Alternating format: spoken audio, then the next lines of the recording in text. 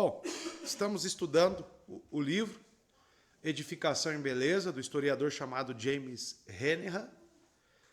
Ele tem o seu filho, Samuel Renihan, né, que também é um teólogo, hoje em dia, de referência para nós batistas, principalmente no assunto pactual, né, as alianças de Deus, numa perspectiva batista, né?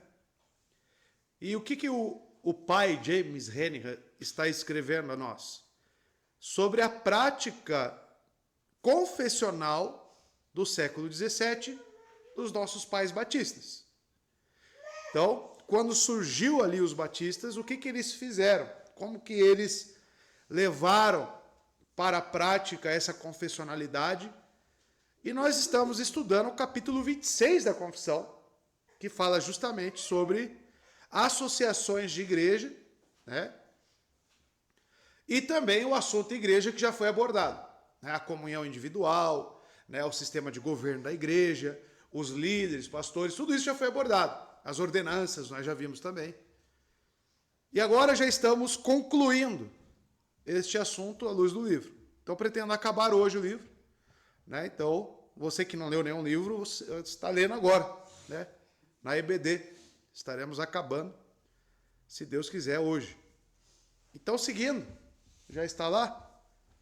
O peso dessa evidência nos fornece uma forte indicação de que os parágrafos finais do capítulo 26 da Segunda Confissão de Londres defendem o associacionismo formal através do seu uso da palavra comunhão.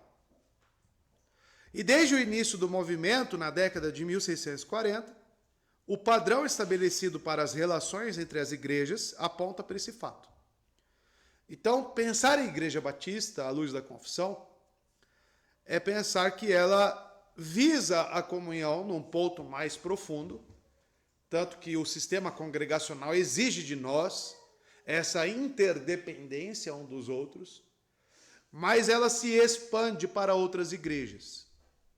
Então, quando eu penso em comunhão e uma igreja batista, eu penso em ajuda mútua. Eu penso em não caminhar sozinho. Eu penso em receber ajuda e ajudar. Tá? E é justamente isso que estamos e veremos agora nessa conclusão. Estamos vendo e veremos. E desde o início, então, isso é um fato. Entre os batistas e até mesmo entre os independentes, a palavra foi usada em um sentido técnico, referindo-se a associações formais. Um exame desses dois parágrafos confirma essa interpretação. O que é considerado como prática esperada das igrejas? Entre parênteses, elas devem ter comunhão entre si. No parágrafo 14, é assumido para a resolução de dificuldades ou diferenças no parágrafo 15º. Então, o parágrafo 14 e o parágrafo 15 da confissão, no capítulo 26, vai falar sobre essas associações, tá? Que já estudamos aqui. E nesse último parágrafo, a expressão emprega o presente do indicativo.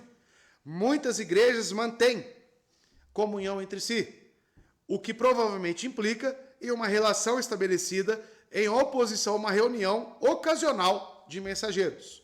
Lembrando que esses mensageiros eram enviados para essas assembleias, né? Representando as igrejas. O que está querendo dizer aqui para nós é que essas associações, elas iam muito mais, elas iam ir além do que apenas uma reunião ocasional. Do que um congresso, como nós vemos hoje. Ah, estamos numa associação e ela está fazendo um evento, vamos lá prestigiar o evento? Vamos lá. Isso é somente, né, uma reunião ocasional. Isso não significa e não traduz para nós o que significa associação e comunhão entre igrejas. Os batistas alteraram a declaração da plataforma de Savoy. Lembrando que a declaração de Savoy, né, ela é dos independentes, John Owen, por exemplo, e a nossa confissão, ela utilizou dessa confissão para elaborar principalmente os pontos de eclesiologia. E à medida que abandonaram a expressão em um sínodo ou concílio, por quê? Ainda assim os independentes tinham alguma ideia, né, de sínodos e concílios, para governo de igreja, tá? Então eles mudaram esta frase, os batistas. Essa alteração, a princípio, pode parecer menor, mas de fato assume um significado relevante. Como em alguns casos, o método independente de realizar comunhão incluía a convocação ocasional dos sínodos ou concílios, assembleias. E isso não fazia parte da prática batista. A eliminação dessa expressão defende uma compreensão peculiarmente batista das palavras mantém comunhão. Por quê? Por mais que os batistas fizessem as reuniões de assembleias, as decisões que eram tomadas nas assembleias eram automaticamente cumpridas pelas igrejas locais? Sim ou não? Não, porque o sistema congregacional, quem é soberano sobre as decisões? A própria igreja. Mas não é porque aquela assembleia, nós veremos isso, decidiu algum assunto, que significa que nós iremos cumprir. Nós iremos avaliar juntos e assim deliberar o assunto. Os independentes, o que eles assumiam nessas assembleias ou concílios, já era passado para as igrejas. Tá? Seguindo. Deixa eu ver onde eu parei. Aqui. Em sua revisão do texto da Declaração de Savoy, eles reformularam a afirmação para refletir o governo da igreja bem estabelecido, que já vigorava entre eles. Ao adotar essa linguagem, eles confessaram seu compromisso com o padrão já existente entre suas igrejas. A parte final do capítulo 26, parágrafo 15º, deve ser lida com atenção. Tá? A forma de governo da igreja adotada pelos batistas expressa em organizações formais é a base para a resolução de diferenças e para a prestação de conselhos. Tá? O particípio mantém comunhão implica um estado de comunhão presente e estabelecido. E esse estado estabelecido fornece o fórum no qual os problemas poderão ser solucionados. Tá? Então, lembrando daqueles pontos. Quais são os limites que uma igreja externa pode nos auxiliar? Nos aconselhando. Dando um parecer, mas lembrando que a decisão final é da igreja. Tá bom? Eles não precisam realizar sínodos ou concílios ocasionais, porque já tinham em funcionamento os meios pelos quais resolver seus assuntos. Reuniões de associações. Tá? Então, continuando, as igrejas em associação, elas se reuniam regularmente de acordo com seus costumes. E tratavam desses assuntos em suas reuniões de associação. Problemas de disciplina, onde a própria igreja local não conseguiu decidir ou dar um parecer. Ou quando alguma parte entre nessa disciplina, seja o membro ou seja os pastores, eles eram acusados de estarem sendo levianos ou até mesmo imparciais nas decisões. Essas pessoas poderiam recorrer a essas associações como um auxílio para aconselhamento. Tá? Então as associações, elas funcionavam. Era extremamente importante. Tá? Assuntos doutrinários, como veremos. Então não se assemelha, pelo menos até onde eu conheço as associações de hoje, não se assemelha em nada o que nós vemos hoje, tá? De associações. É um modelo aqui extremamente diferente. E olhando para o que a utilidade prática dessas associações no século XVII, eu diria que assim valeria a pena ter uma associação. Porque, como eu disse semana passada, estar numa associação apenas para estar em um culto ou numa conferência, qual o valor disso? Tem o seu valor, pastor. Tem, com certeza. Mas culto nós temos aqui. Todas as quartas, todos os domingos. Então, qual seria realmente a função de uma associação? É isso que eu quero que os irmãos peguem. Que os irmãos percebam. Até mesmo para que se um dia nós plantarmos outras igrejas aqui na nossa região e venhamos a ter a ideia de iniciar uma associação entre essas igrejas, para que queremos começar isso? Com qual propósito? Qual será a funcionabilidade dessa associação? Então, aqui nós temos um parâmetro excelente, tá? Continuando, qualquer coisa menos formal simplesmente não se encaixa na doutrina ou prática confessionais do século XVII, tá? Este status estabelecido de manter a comunhão é a base para a solução de diferenças ou dificuldades. Foi assim que as associações batistas particulares funcionaram durante quase 50 anos, tá? E perceba, 50 anos em um contexto de igreja perseguida, de igreja que estava ali a duras penas para se manter. Então, cresceu a importância de se ter associações para auxiliar essas igrejas, tá? Uma abundância de material em forma de escritos eclesiológicos, registros associacionais, documentos relacionados às Assembleias Gerais e vários livros de registros de igrejas apoiam a noção de que essas associações entendiam que a sua comunhão entre igreja era de natureza formal, tá? Quando as circunstâncias teológicas estavam corretas, eles tomaram de bom grado providências rigorosas e solenes. Quando não estavam certas, vieram as divisões e as igrejas se separaram. Ambos os casos ilustram a profunda importância de associações estruturadas e ordenadas na eclesiologia batista particular do século XVII. Tá? Quando ele fala sobre algo formal, era porque, primeiro, eram levados mensageiros, eram levados documentos, cartas, para que se entendesse a realidade dessas igrejas. Não era apenas encontros, não era apenas reuniões. Era algo realmente estruturado, era algo bem planejado, tá? Como nós vimos semana passada, até um fundo, tesoureiros, para organizar este fundo de recolhimento entre as igrejas, para auxílio de pastores, jovens promissores, futuros ministros da palavra, para treinar essas pessoas em bons seminários. E essa era a preocupação da associação. Então é isso que entende-se sobre formalidade, né? Associações formais. O funcionamento das associações batistas particulares. A doutrina de interdependência,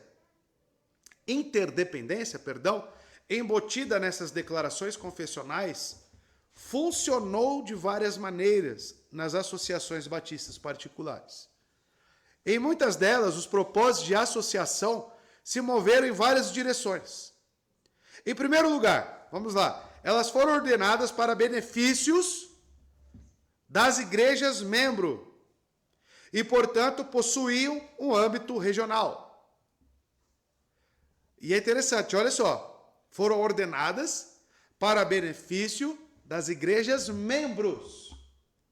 Hoje parece que as associações elas querem ser fortalecidas através das igrejas membros.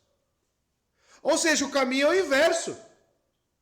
Faz um recolhimento, né, cobram taxas anuais, elas estão cada vez mais inchando, recebendo cada vez mais membros e igrejas, porém, o caminho que nós vemos entre os batistas do século XVII é o inverso. As associações têm que servir as igrejas. E não o contrário. Mas havia também uma mutualidade entre as igrejas associadas, na qual mensageiros eram enviados de uma Assembleia Geral para outra. Enquanto, por outro lado, esses batistas desacreditaram a estrutura episcopal da Igreja Nacional. Tá? Os irmãos lembram qual a diferença do sistema presbiteriano para o sistema episcopal? Qual é, irmãos? Quem pode aí me ajudar? O que é o sistema episcopal de governo da igreja? Ninguém? Estão com medo? Eles têm alguém acima deles, né? Presbiteriano? Não necessariamente alguém. Um corpo de ministros, de pastores, concílios, né? E o episcopal? Ou uma figura. É? Aí os irmãos lembram do papado. A Assembleia de Deus, ela tem esse sistema, né? Geralmente tem um presidente lá, o Gessé era da Assembleia, né, Gessé? É um sistema episcopal, tá? Então, a Igreja Nacional da Inglaterra, ela tinha um sistema episcopal. Os batistas foram contra, desacreditaram desse sistema. Por outro lado, eles praticaram uma catolicidade nacional entre si. E em muito menor grau, entre outras igrejas dissidentes, tá? Então, pensar em ser batista não significa, com toda certeza, histórica, inclusive, de sermos apenas nós aqui, ó, né? Pensar em ser batista é você pensar nesta comunhão externa. É você ter esta catolicidade entre membros, pessoas salvas, igrejas de Cristo, tá bom? Então, essa é uma preocupação que nós temos que ter, porque é uma característica dos batistas. Por outro lado, existem igrejas que não querem se associar com nenhuma outra, tá? E temos que tomar cuidado quanto a isso. Como funcionar essas associações? A formalidade de seu reconhecimento mútuo fornece a base sobre a qual suas ações podem ser notadas. Havia uma estrutura, expectativa mútua e responsabilidade, bem como cooperação e atividade no apoio aos ministérios de várias igrejas locais. Eu coloquei sublinhado ali porque isso explica para nós o que realmente é ter uma associação formal, tá? Tem que ter uma estrutura, tem que ter diretrizes bem formuladas, e nós vimos isso já, lembra daqueles 6 pontos colocados? Uma expectativa mútua e responsabilidade. Quais irão ser as responsabilidades da associação para com as igrejas? Qual será a responsabilidade da igreja local para com outras igrejas irmãs? Isso tem que ser definido, tá? As estruturas erguidas, já no próximo, fornecem uma visão de suas convicções. Vários exemplos são dignos de nota. O primeiro é a partir dos registros da reunião da Associação do Oeste em maio de 1654. Então era uma outra associação regional, a Oeste, né, da Inglaterra. Naquela reunião foi realizada uma longa discussão sobre se era correto ordenar, né, o dito aqui Thomas Culler, ao trabalho com o qual ele já estava envolvido há quase uma década. Ou seja, plantar igrejas nos condados do sudoeste da Inglaterra. Os registros indicam, depois que passamos um tempo buscando ao Senhor, e isso envolvia jejum e oração, tá? Nos engajamos em uma espécie de debate sobre o objetivo principal da nossa reunião. Ou seja, a ordenação apropriada do irmão Thomas Culler para a realização da obra que ele tem feito por um longo tempo, ou seja, em congregar e confirmar a igreja. Então, com muita fé, eles concluíram, um por um, de forma breve e unânime, que era seu dever realizar uma ordenação adicional e mais apropriada e designar nosso amado irmão Thomas Culler em nome do nosso Senhor Jesus e de suas igrejas, que não são uma só nele, para a obra do ministério no mundo e nas igrejas, o que foi realizado por 2 irmãos. Tá? Esse Thomas, então, ele já servia, e pelo que é dito, a várias igrejas há mais de 10 anos. Mas ele não era formalmente ordenado em uma igreja. Então, a associação se reuniu para, já que ele está trabalhando, né, verificaram a aptidão e o chamamento dele, para o ministério, e o ordenaram para trabalho de uma igreja. Tá? E é o que continuam dizendo no próximo slide. É difícil saber exatamente como entender esse registro.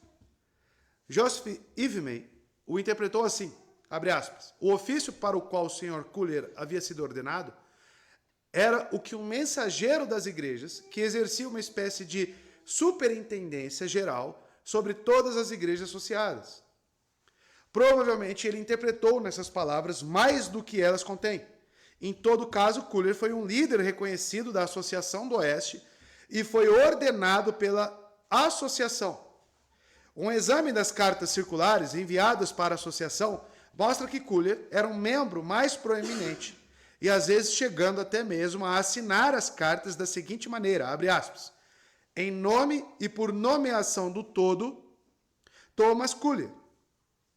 Em uma carta pessoal escrita em 1657 e dirigida às igrejas de Cristo no condado de Somerset e aos condados próximos, ele disse: achei meu coração um tanto dilatado naquele cuidado que Deus e o seu povo me impuseram e encarregaram.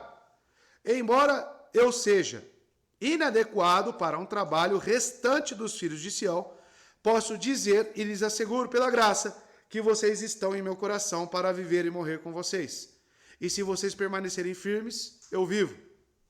Escrevi-vos essas coisas, não como alguém que tem domínio sobre a fé de vocês, mas para servir-lhes como um fraco cooperador da vossa alegria, para que, e de alguma forma, eu possa cumprir meu ministério e prestar contas, com alegria e fidelidade ao Senhor e às vossas almas.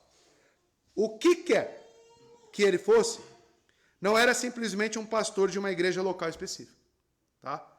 Ele era, em certo sentido, de uma estrutura associativa aprovada e até mesmo ordenada pela associação. Então ele era esse mensageiro. Mas um mensageiro, pelo que vemos, com dons, né? Inclusive para a ministração. Então a própria associação tinha este homem para trabalhar e estar servindo e auxiliando essas igrejas. Tá? Mas não necessariamente ele era pastor de uma igreja local. Isso ilustra para nós, na prática, qual que é o dever de uma associação. É estar visitando as igrejas, estar vendo as necessidades da igreja, é estar cooperando, ajudando. Né?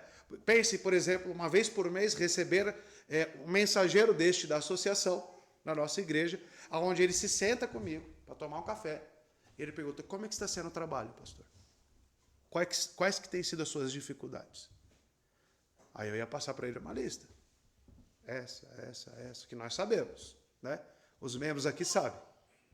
Aí ele sairia daqui com essa lista. E ele levaria para a associação para eles discutirem e enxergarem meios para nos auxiliar. Esse é o caminho. Só que vamos fazer 4 anos. Né? Estamos em 2 associações. Uma mais recente, para ser justo. Mas uma outra a nível nacional, desde o início. Quantas vezes fomos visitados? Nenhuma. Né? Quantas vezes me mandaram um e-mail ou até mesmo uma mensagem de WhatsApp perguntando quais os problemas que a igreja tem enfrentado? Nenhum. Eu já recebi cobranças, né, através de grupos, sobre a colaboração anual da igreja. A pergunta que eu faço é qual que é o retorno que está tendo para a igreja essa colaboração? Nenhum. Na prática, nenhum. Ter o nome lá associado, pouco significa se não tiver realmente, na prática, alguma ajuda para nós. Tá? Então, não é porque estamos dando o auxílio é que automaticamente queremos, né, ser ajudados. Mas é pelo propósito da associação. Esse é o ponto. Qual que é o propósito de uma associação? Continuando. Então, vamos lá. Diferentes estruturas. 30 anos depois, um tipo diferente de estrutura foi empregado pela Assembleia Geral.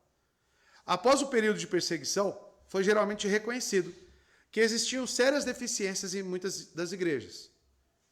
A primeira geração de ministros quase desapareceu de cena. Dos subscritores da primeira confissão, apenas William Kiffin, Hussey de Knowles e Henry Fort ainda estavam vivos.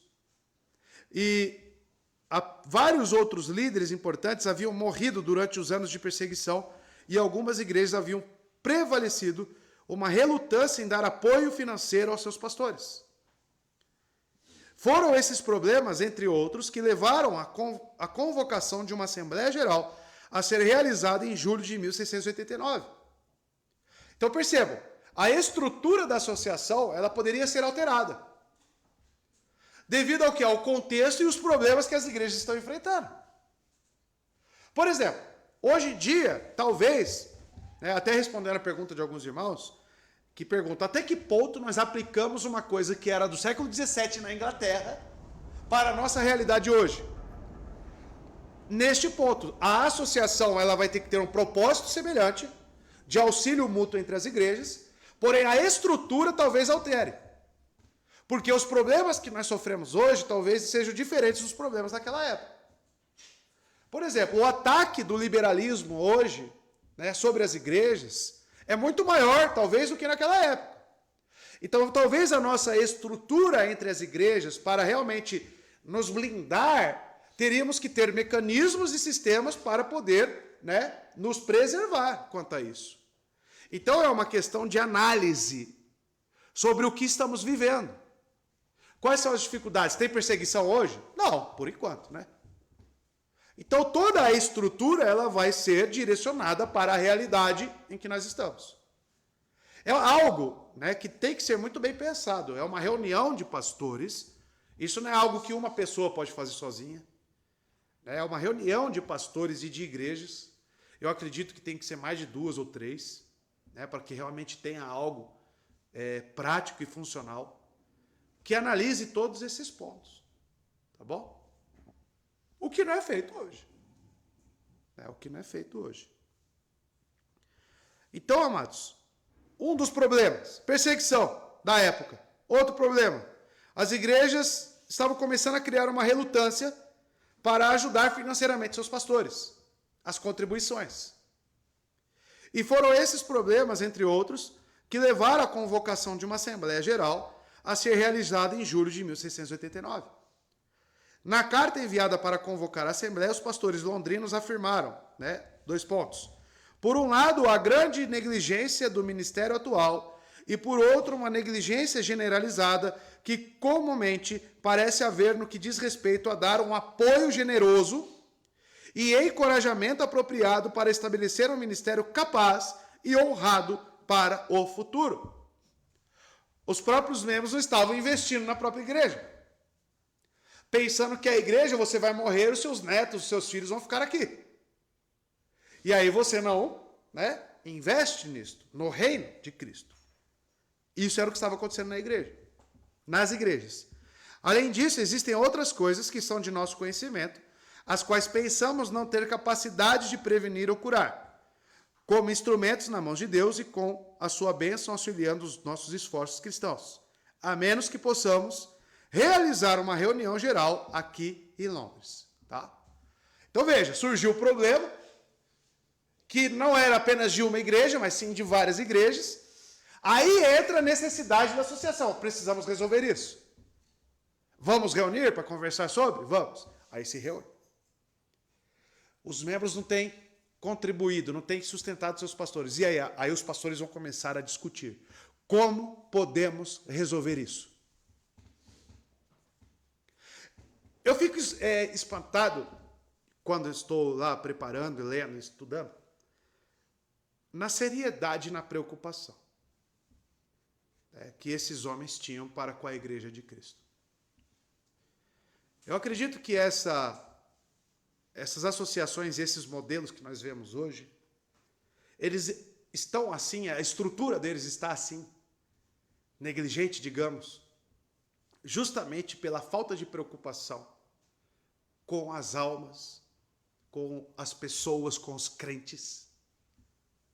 Tudo é reflexo de uma teologia construída, irmãos, de uma cosmovisão.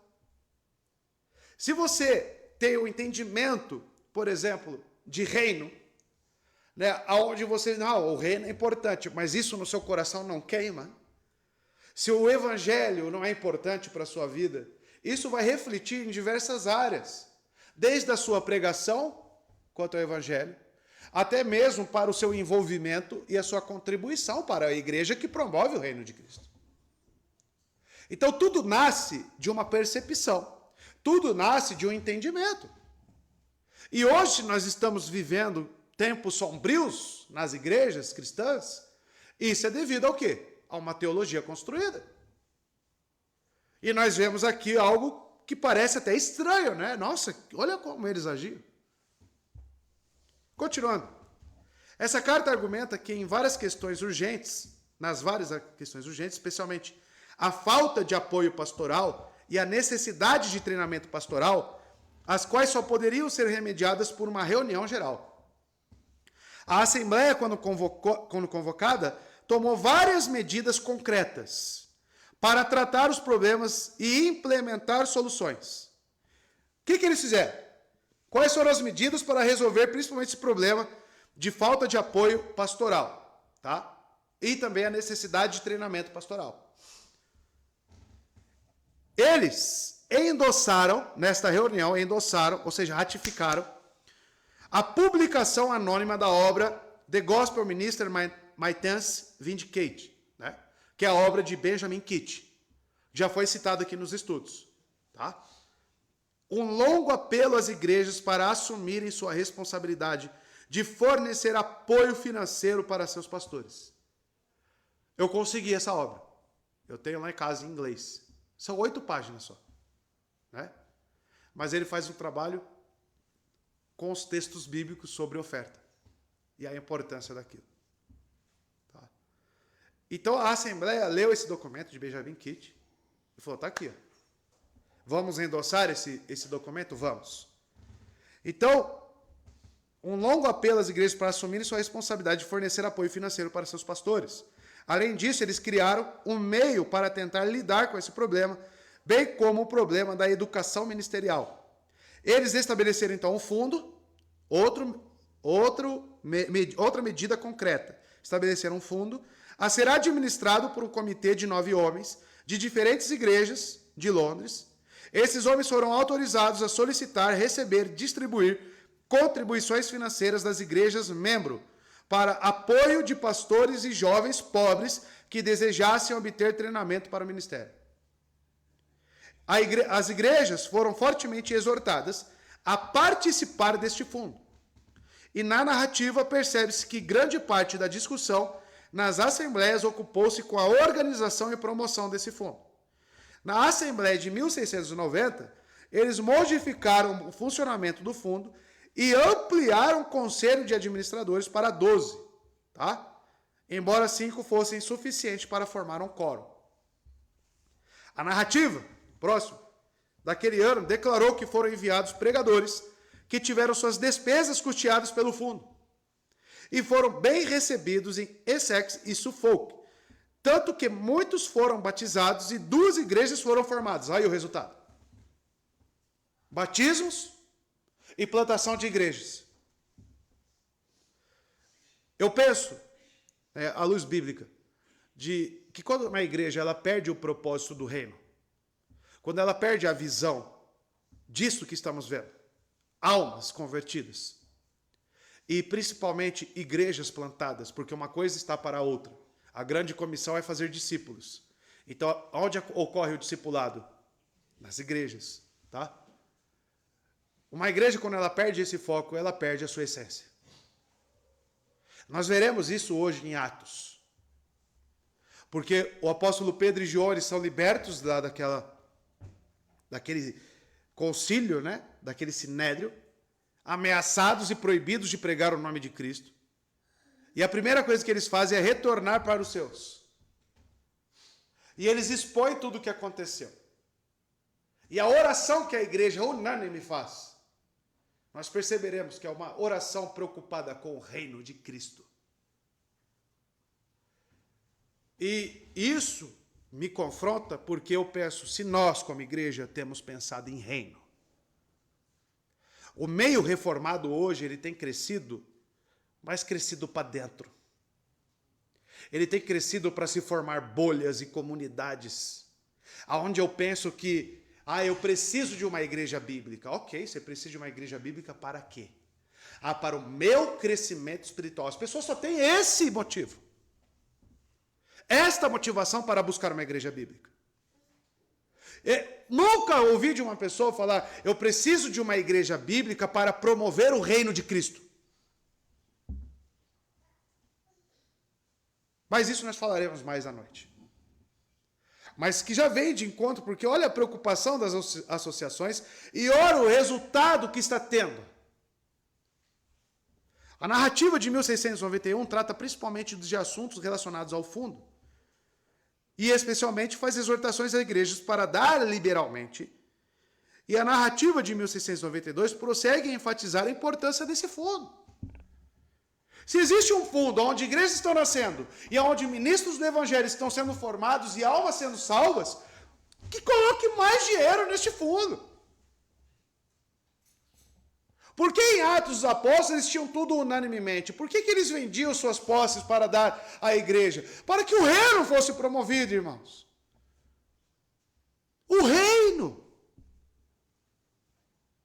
E isso me incomoda muito hoje, ver essa apatia das igrejas, essa falta de preocupação com as almas, e apenas eu querer estar na igreja para receber. Aonde é mais valioso dar do que receber, segundo os ensinos de Cristo. Então, amados, essa é a expressão lógica da sua doutrina de comunhão eclesial. Para usar as palavras do parágrafo 15 do capítulo 26 da confissão, esse foi um caso de dificuldade na administração, no qual as igrejas em geral são afetadas. E com elas mantiveram a comunhão, decidiram um plano de ação e o relataram às igrejas. O bem-estar futuro de sua causa estava em jogo. E elas desenvolveram muitos meios na tentativa de resolver essa dificuldade. Os detalhes processuais das reuniões propriamente ditas raramente são explicados claramente nos registros existentes. Elas foram convocadas por mensageiros designados pelas igrejas para as reuniões específicas. E quando os pastores de Londres convocaram a primeira Assembleia Geral, eles solicitaram que você se dispusesse a designar 2 de seus irmãos, um do ministério e outro dos principais irmãos da sua congregação, como seus mensageiros. E as igrejas que participaram ou que se comunicaram com a Assembleia, desses 155, 46 estão listados com o título de pastor, 28 como ministro, 5 como pregador, 4 como mensageiro e 72 estão em branco. Ministro, em alguns casos, é equivalente ao pastor. E embora em outros pareça ser mais parecido com o irmão com dons, ou seja, alguém que pregava, né? E como pastor, ministro e pregador, refere-se todos os homens autorizados para o ministério público. Pelo menos 79 dos homens presentes tinham sido aprovados e chamados pelas igrejas para pregar e ensinar. A maioria dos outros 76 participantes provavelmente eram leigos.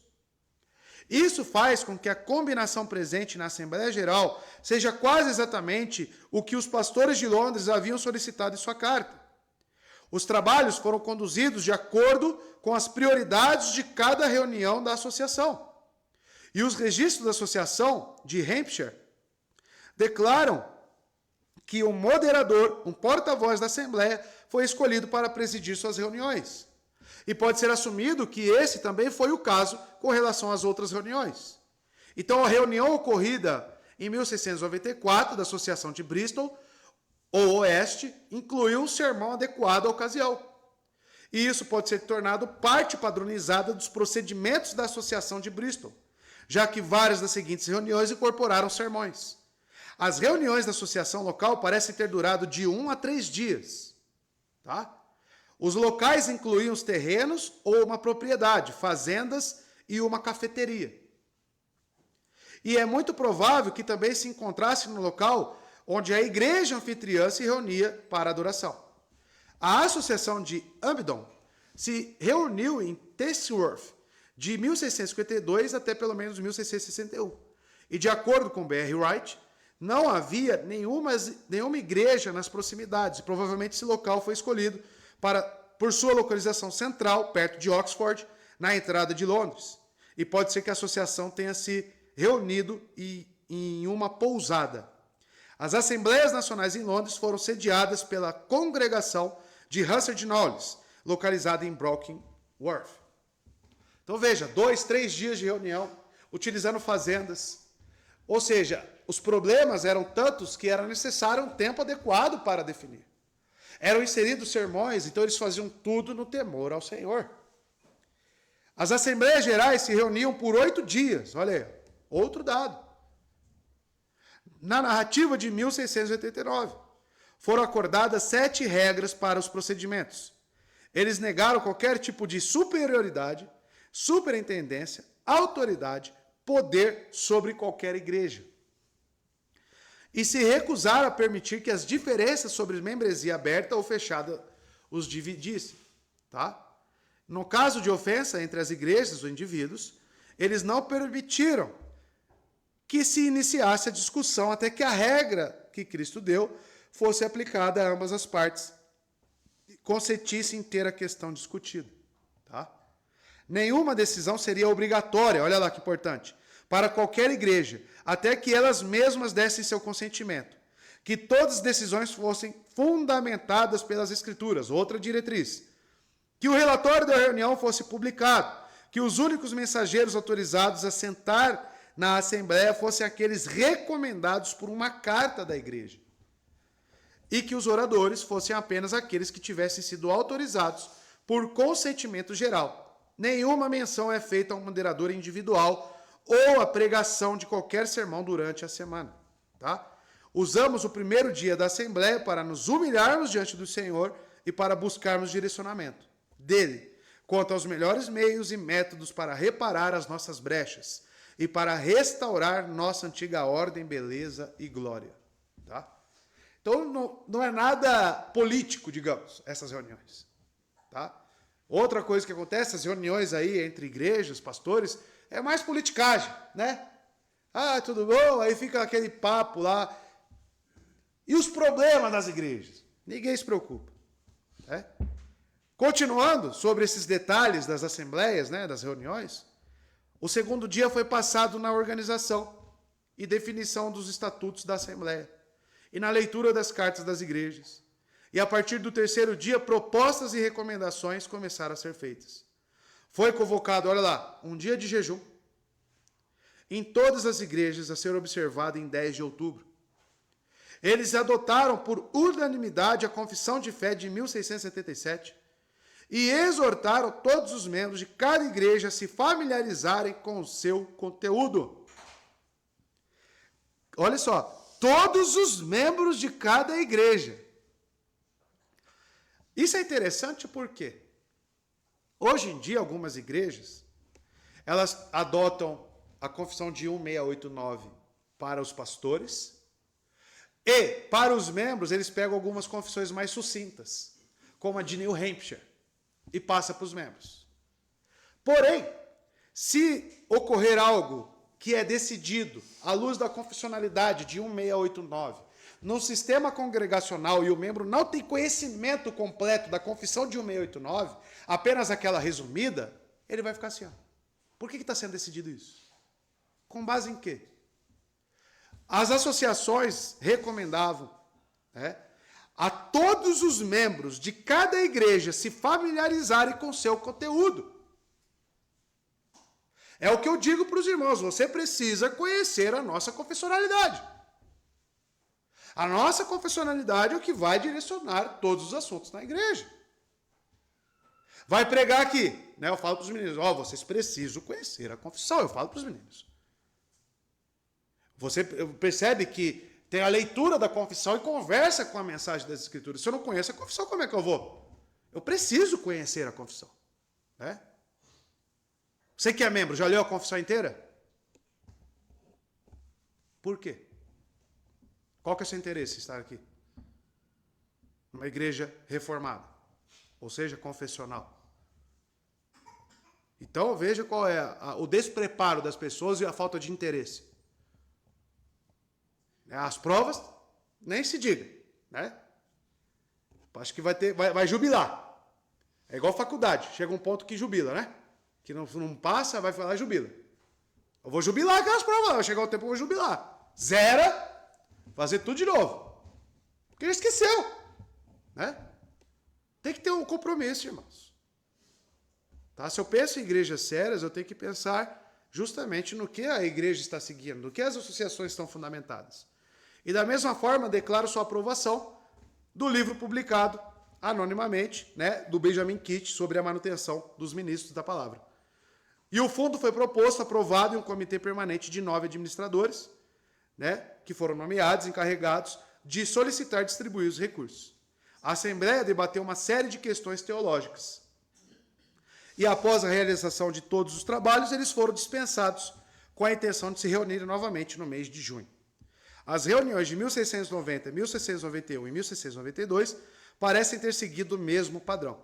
Suas narrativas são menos detalhadas, mas não dão nenhuma indicação de mudanças no procedimento. Tá? Tem alguns assuntos aqui, irmãos, porém acredito que vou deixar para a semana que vem para terminarmos, tá?